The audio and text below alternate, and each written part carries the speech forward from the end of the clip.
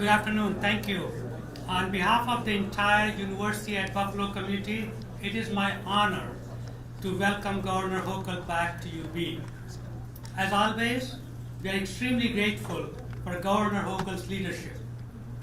All of us at UB would like to thank the Governor for her steadfast support of our mission of academic and research excellence as a SUNY flagship university. And today especially, we would like to recognize her for her sustained dedication to environmental justice. This issue has been central to our scholarly community for 5 decades, dating back to the public health crisis of Love Canal. As a result, UB is recognized statewide, nationally, and globally for our environmental advocacy and our action to reduce the harmful effect of climate change. In fact, when Vice President Kamala Harris visited UB past year, she described our environmental research and practices as, and I quote, a model for our country. Our work is taking place across campus and across the disciplines, including UB's Renew Institute, whose researchers study water, renewable energy, pollution, and other pressing issues. It is taking place in our law school's Environmental Justice Clinic, which addresses state, national, and international policy. From our leadership in constructing green buildings, to our composting program, to our popular bike share, our scholarly community is actively decreasing our carbon footprint for a healthier world. As another meaningful example, the solar arrays you see across the street and across campus have resulted in UB's becoming one of the higher education's largest on-campus producers of renewable energy in the country. Indeed, our holistic approach to climate action has led to a 35% reduction in UB's baseline emissions, and we are on our path to achieving net zero emission by 2030.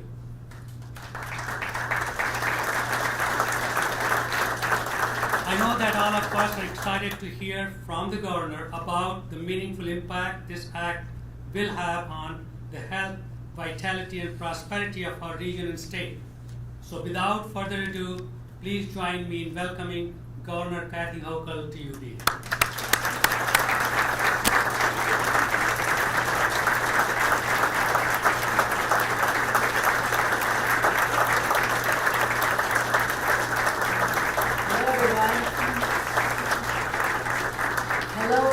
Climate warriors. It is great to be back in my hometown once again.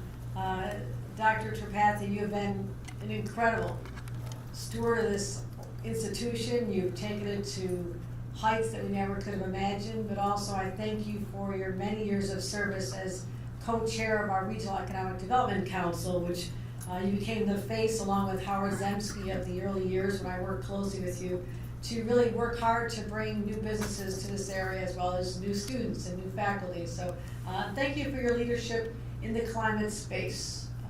A lot of university professors and presidents and trustees don't always view themselves as having such a leadership role, and I'm so proud of the way you've embraced this. Let's give another round of applause to our president.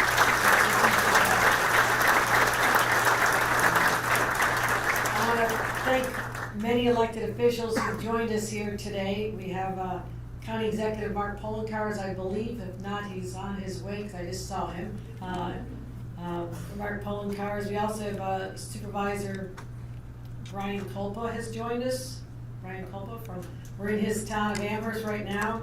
A little further from home is Supervisor Randy Hope. We also have all the way from Chautauqua County, PJ Wendell, our county executive. PJ, are you in the room? PJ, good to see you. Shelley Stein from the Genesee County Legislature. Shelley, are you here? Hi, Shelley. We also have Steve Stout, the Regional Economic Development Chair, who's in the place of Satish Tripathi. So I want to thank him for his leadership also at Canisius College. Any elected officials I've not hit? I know our state legislators are where they're supposed to be, which is in Albany right now. So they were invited. They're great champions of this region, but this is also the final week of session, so they have a little bit of work to do, which is great. I'm proud to work with them. But I also have an amazing dream team helping run this state. And I want to thank, first of all, our Commissioner of DEC, Basil Sagos, for, I see him seems like every day of the week, his leadership in this space. Doreen Harris, the President and CEO of NYSERDA, the real national leader that we're doing here. Mike Hab, the Executive Vice President of the Environmental Facilities Corporation. Mike, thank you for what you're doing. Eric Kulisay, our Commissioner of Parks and Recreation and Historic Preservation. Thank you. We also have Ruth Ann Visnaskis as our champion on housing and community renewal. Such an incredible leader. I want to thank Ruth Ann Visnaskis for leading homes and community renewal. Katie Brennan, the President and Executive Director of the New York State Office of Resilient Homes and Communities. Thank her for being here. You're only used to seeing her during snowstorms, but she comes when the weather is good as well, and that is our DOT Commissioner, Therese Dominguez. Thank you. There's not always snow on the ground, Commissioner. See this? And Tim Hogues, Buffalo Zone, Pride and Joy, our New York State Civil Service Commissioner, too. We also have a number of students who've joined us today. Are they getting school credit for this? I hope they're not getting in trouble, right? I'll sign any notes if I have to. We have earth science students from Nichols, from Riverside, from Niagara Wheatville. Let's give them all a round of applause.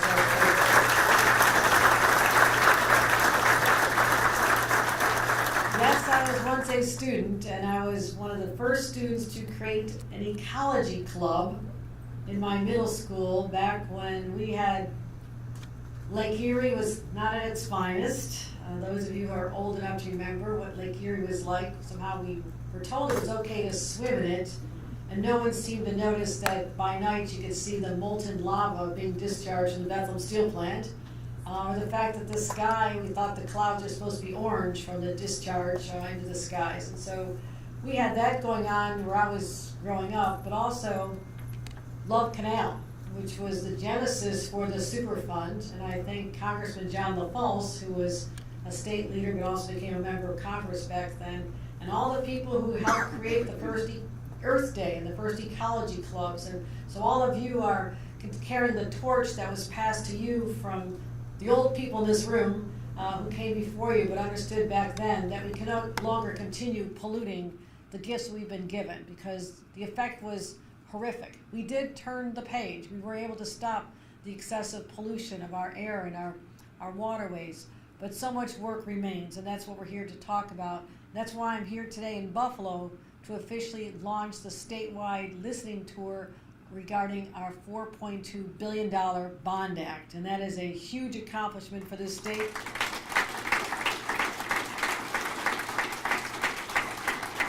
Because coming out of local government and being a local activist, I understand how important it is to listen to people on the ground. Yes, we have brilliant people in Albany, but they're also smart enough to know to come out to communities like Buffalo and 10 places around the state and virtual tools to get all the ideas you have on how we can lead this nation and lead our state into a better future for our children. So these sessions are pivotal. They're critically important. And I want to say that we passed in this state just a year and a half, last fall, the state's and the nation's largest environmental bond act in history. So we made history right here in the state of New York.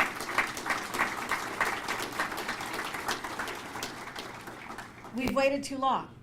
The time is now to take dramatic and bold action. So now, as a result of this, we have billions of dollars to invest in critical environmental and community projects. And yes, it was bold and it was ambitious. There was a plan to have a $3 billion bond act on the ballot before I became governor. But seeing what was happening to our planet and all the ranges we've seen climate change have detrimental effects on our environment, I said, I don't know that $3 billion is going to be enough. We raised it $1.2 billion more to $4.2 billion, and we did that. The legislature, I thank them, but also I thank the people of this state who went to the polls and had within their hands the power to decide the future, whether or not we're going to lean into a different future or be held captive to the days of the past. Because our generation, the future generation sitting here, we're the first generation to really feel the effects of climate change. We saw it coming, we talked about it. but now it has arrived. But we're also the last generation to really do something meaningful about it. And that's what this Bond Act is all about. We have had so many once-in-a-century storms, literally back to back to back. My first days on the job, New York City was hit with not one but 2 hurricanes. New York City, more hurricanes than the state of Florida had had to that date. Hurricane Ida. I saw the devastation firsthand. I saw people flooded in their homes, drowned in their homes. 13 people lost their lives in New York because of hurricanes back in August and September of 2021. I saw train tracks buried in 10 feet of mud, disrupting transportation, homes that were uninhabitable, record rainfall over 2 days, and then upstate. I saw catastrophic flooding from Lake Ontario back in 2017, and everyone said, well, this is bad, but this is what we call a 100-year event, so we're good for a while. Guess what happened 2 years later? Another 100-year event. I'm not buying the 100-year event label anymore. It just doesn't seem to work because Mother Nature isn't paying attention to it. And so we broke records every single year in the terms of damage and velocity of the waves, and the damage that was done was horrific. So reality is we shouldn't be shocked anymore. We can't be shocked by the scale or the frequency of these so-called unforeseen events because they're no longer unforeseen. But maybe they weren't foreseen to enough people in our country. But they're seen by us here in the state of New York. And while we can't control it, we can prepare and control how we prepare and what we do to be ready. So from Buffalo to Brooklyn, we're going to continue fighting and preparing for the effects of climate change. So how do you do that? How do you do that? Well, first you take $4.2 billion and put it in the right places. And we're going to strengthen critical infrastructure, protect our communities from these storms and the severe flooding. We're already building a strong track record toward getting these projects underway and funded, including right here in the Buffalo region. Think about the village of Depew, rehab sewer lines to help the overflow during high rain events. I've seen the flooding on the streets in Depew. This is an area we can help mitigate that. North Chautauqua Lake, we're doing improved treatment systems to help reduce the pollution in that beautiful lake. I've spent a lot of time in Chautauqua Lake as a child. It's gorgeous. How about zero-emission buses to transport our students? They're not standing at the bus stop inhaling all the fumes. We can make those changes right now. So we're going to be jump-starting a whole new level of collaboration with the people on the ground, the elected leaders, our advocates, and people who are involved in the science of this. So we're going to avert future disasters, but also we need to protect vulnerable populations. Those who don't feel they have the political voice, the political clout to make sure their voices are heard. Because all too often, these are the communities that bear the brunt of these cataclysmic events. So 35%, at least 35%, perhaps upwards to 40% of the Bond Act funding will be directed toward disadvantaged communities. It's also not just preparing for the storms, it's about protecting our magnificent natural beauty that we have right here in the state. So looking at our open spaces and how we can protect them, more spaces for recreation and ways to improve the quality of life. I have been to more state parks, I know our commissioner knows this, even before I became governor. It's when you grow up in a family, started in Lackawanna in a trailer park, you don't have a lot of money for luxury vacations, but we have magnificent parks. And that's why I had a chance to explore everything from hiking along the Niagara Gorge to jumping off the cliffs. I don't recommend that. Actually, it's probably not allowed anymore ever since we did this. Into the Letchworth Gorge. Wonder why I'm such a risk taker? That's where it all started. But I've explored all our magnificent assets. But they don't stay magnificent without people being involved and putting the money and protecting them and enhancing them.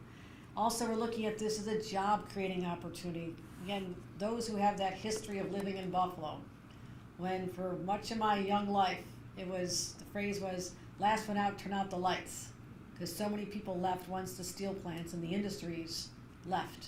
There were not jobs here in Western New York. I lost all my siblings. They went to other states in search of the American dream, and they wanted to stay. This initiative is projected to create 84,000 good-paying jobs throughout the state, and that'll include labor provisions. Labor is going to be protected. So you don't have to choose between environmental preservation and economic prosperity. They're intertwined. They're not inconsistent. They're intertwined. So this bond act will continue building on last year's investments in our state budget, which are historic. $500 million for clean water infrastructure, magnificent. $400 million for the Environmental Protection Fund, and over $200 million for our state parks. And so I know that those are important investments to make now. But also, new buildings that go up. This is our opportunity to really start making real changes. We are going to have all new buildings built be zero emissions building construction. Think about that. Think about that. Buildings are some of the largest emitters of carbon, and we can make those changes just by saying, going forward, this is how it'll be done in a smarter, better way that protects the environment. We're laying the groundwork for a cap and invest program that'll reduce the pollution, but also create the resource to help offset the costs for the communities as we do this going forward. So we're working on getting the money out the door as soon as possible. Everybody knows how impatient I am. Everybody, all my commissioners know, okay, start spending it. I also see our DMV commissioner in the second row. Mark Schroeder's here from South Buffalo. I'm sorry I didn't catch you. The DMV is very important in this. Don't forget that. He's all about the transportation and the vehicles on our roads, making sure that they are also not emitting pollution. So I want to thank him for what he does. But even during Earth Week, we committed $425 million to help communities with their aging infrastructure and sewer lines. It's often the things you don't see that are the most expensive, and they're too prohibitive for local communities. I knew this in my town. We never had enough money. Randy Hoch is here. Do you have enough money now, Randy? Okay, you will. Don't worry about it. It's always those expensive infrastructure components that when they work, you don't think about them, but when they don't, it is cataclysmic. Go visit Mount Vernon. Go visit Mount Vernon. Go look up the documentary on Mount Vernon where we invested $250 million to help clean up this small community, this disadvantaged community, helping them recover. So that's how we can make a profound difference in people's life, by just taking care of these basic needs and helping relieve the burden from our localities as well. So what we're doing here today, we have many voices here. I see Reverend Blue from the NAACP here. I want to recognize him for his voice. We have to unlock the power of what we did at the ballot box. This wasn't necessarily a foregone conclusion. A lot of people mobilized. They understood the urgency of this. And many times we can't get people to vote for individuals or elected officials, different races, but when you put their children's future on the ballot, and say this is about protecting for our young people today, but also so their kids and grandkids will not look back and say, why didn't you do something about this? That's the world I grew up in. When I saw all that pollution, growing up, we just took it as a basic fact of life growing up in Western New York, that there were jobs here. If you wanted those jobs, you had to deal with the effects on the air and the water. People didn't know any better. Today we know better. We're living the effects. The warning sounds have been heard, and we're responding. We are the first responders to protect our planet, our climate, and our future from going up in smoke. So I want to thank everybody for bringing your ideas to this forum. We'll be doing this again all over the state. You'll see the impact of your vision, how you care about the community, how you think we should be spending this money. And this is why this listening session is so important. I wanted to kick it off in person. I want to thank people like Kelly St. John, who's Buffalo's first ever he's the climate action manager. She works hard. Daniel Hamlin is here, expert engineer, who designs drinking water treatment centers. And again, all of our students who came here and helping us up invest in all this. So I want to say this, we've got work to do. We've got work to do. It's time to roll up our sleeves. And once you're part of the solution, instead of being part of the problem, there's an incredible sense of value. All of us can bring value to this conversation. All of us can truly, truly make a difference. And that's what I'm asking all of you today. Leave here today recommitted as the climate warriors we need, the agents of change we've been waiting for. Let's go forth and do great things. And with that, I'd like to introduce our next speaker, the Director of Policy and Strategy at the Nature Conservancy, Jessica Otney Mahar, and I want to thank her for all the work she has done. The Nature Conservancy has been incredible in helping us get this over the line, as well as many, many other environmental action groups. I want to thank her for representing all of them. Jessica, it's all yours.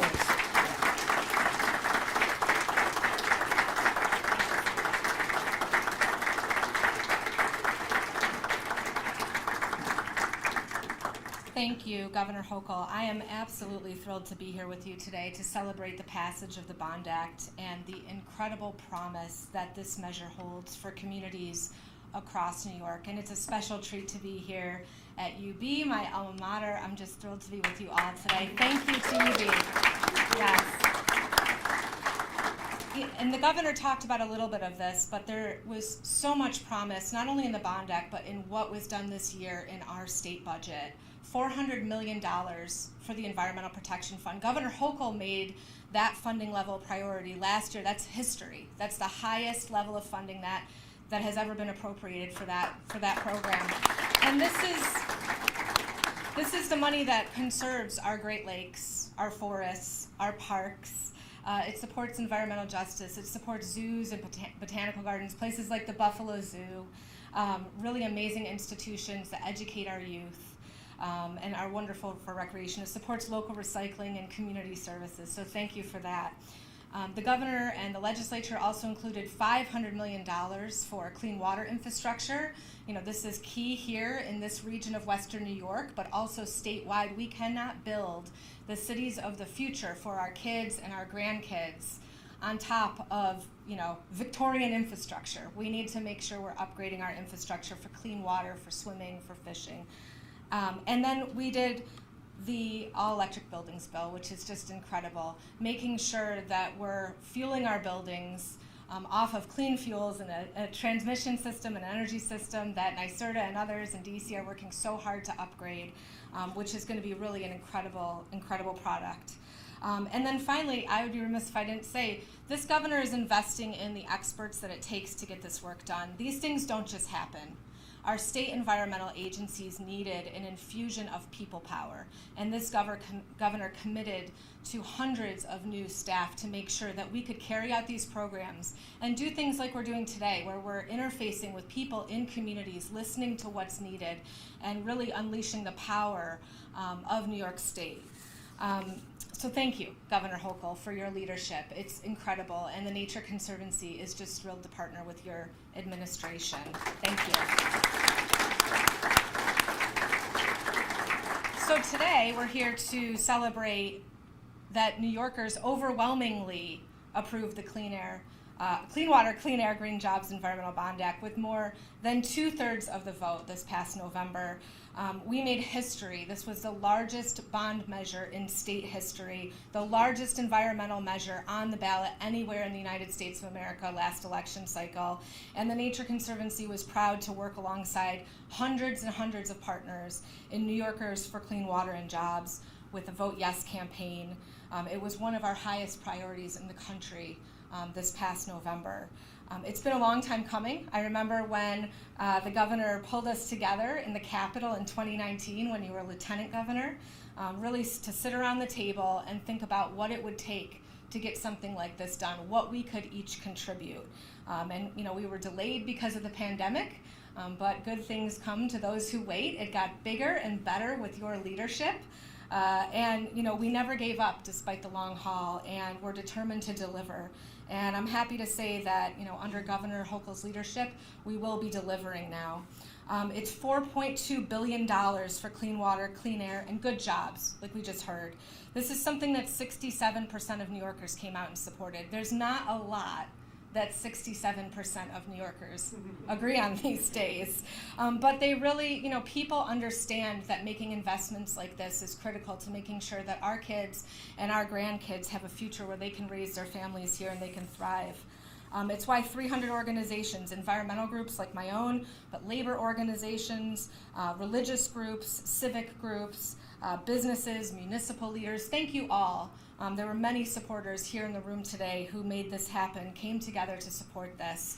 It's a tremendous opportunity for New York to strike while the iron is hot and leverage massive federal funding that's on the table right now from Congress to do things like modernizing our infrastructure, which we heard about, conserving wildlife habitat, creating parks, creating jobs.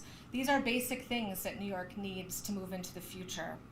And as the governor mentioned, there's another reason this Bond Act is historic. This is the first time in state history that a portion, at least 35%, if not 40%, will go to disadvantaged communities. These are the communities that have been subjected to the most pollution over time.